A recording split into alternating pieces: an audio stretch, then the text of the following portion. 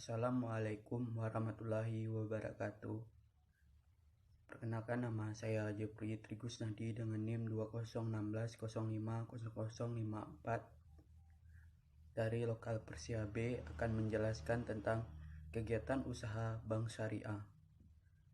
Kegiatan usaha bank syariah terbagi atas 3 bagian. Yang pertama, penghimpunan dana atau funding. Yang kedua, penyaluran dana atau lending. Ketiga, jasa. Pertama, penghimpun dana atau funding terbagi atas simpanan dan investasi. Simpanan dalam bentuk kegiatan usaha perbankan syariah adalah bentuk wadiah, yaitu penitipan barang atau uang di mana pihak pertama menyerahkan tugas dan kekuasaannya kepada pihak kedua untuk memelihara barang miliknya. Wadiah ini terbagi atas dua, yaitu al-wadiah yat amanah. Pihak yang menerima tidak boleh menggunakan dan memanfaatkan uang atau barang yang dititipkan, tetapi harus benar-benar menjaga sesuai dengan kelaziman. Pihak penerima titipan dapat membebankan biaya kepada penitipan sebagai biaya penitipan. Selanjutnya adalah al-wadiah yat ad-damanah.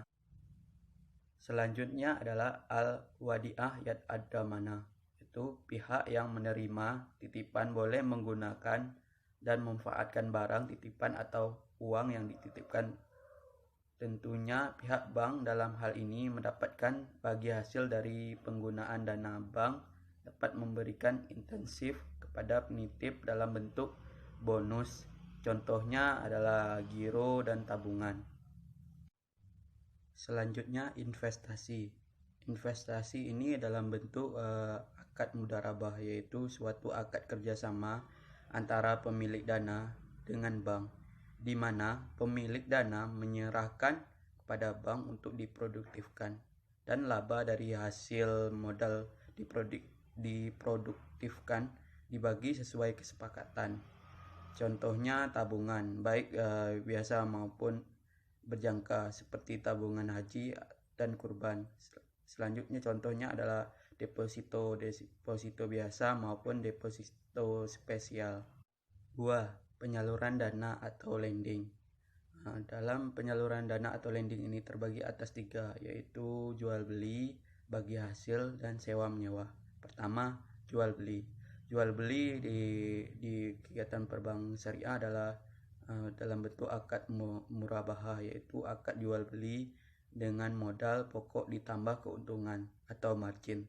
Contohnya di mana penjual atau bank menyebutkan harga pembelian barang atau modal kepada pembeli, seperti saya beli modalnya pokoknya 250 juta mobil tersebut, maka berikanlah keuntungan sekitar 50 juta, kata bank sebagai penjual mobil tersebut. Nasabah harus membayarnya 300 juta untuk mobil tersebut dan disepakati antara nasabah dan bank. Selanjutnya, salam. Akad salam itu adalah jual beli pesanan, yakni pembeli membeli barang dengan kriteria tertentu dengan cara menyerahkan uang terlebih dahulu. Sementara itu, barang diserahkan di kemudian hari pada waktu yang ditentukan. Contohnya hasil pertanian. Istisna. Akad istisna adalah akad antara dua orang di mana salah seorang mustahni atau pemesan meminta dibuatkan sesuatu dengan karakteristik tertentu kepada pembuat. Contohnya, seorang memesan kepada tukang kayu membuat lemari yang minimalis dengan tipe tertentu, kemudian membayarnya ketika lemari itu selesai. Bagi hasil. Di sini terdapat akad musyarakah, adalah akad kerjasama antara dua orang atau lebih dalam suatu usaha di mana keduanya sama-sama memiliki modal dalam usaha tersebut. Kemudian keuntungan dibagi bersama dan kerugian dibagi bersama pula. Contohnya pembelian ruko dan membangun usaha bersamaan dengan modal yang sama. Mudharabah atau akad mudharabah adalah akad kerjasama antara pemilik modal dengan pengelola, di mana pemilik modal akan menanggung kerugian apabila usaha mengalami kerugian tanpa adanya kelalaian dari pengelola, dan keuntungan dibagi sesuai kesepakatan yang telah disepakati. Contohnya pembayaran usaha ayam potong dan ayam petelur. Selanjutnya 3. Sewa menyewa. Dalam sewa menyewa ini terdapat akad ijarah, yaitu akad yang lazim atas suatu manfaat pada waktu tertentu dengan harga tertentu. Contohnya sewa menyewa ruko, rumah, tanah, dan bayar uang sekolah. Selanjutnya ijarah muntahiyah bitamlik adalah akad sewa menyewa yang diakhiri dengan pemindahan kepemilikan objek akad dari pemberi sewa kepada penyewa melalui akad jual beli atau hibah setelah berakhirnya masa sewa. Contohnya KPR jangka panjang. Bagian ketiga dari kegiatan usaha perbankan syariah adalah jasa. Dalam jasa ini terdapat akad wakalah, yaitu perjanjian antara seorang pemberi kuasa dengan orang lain,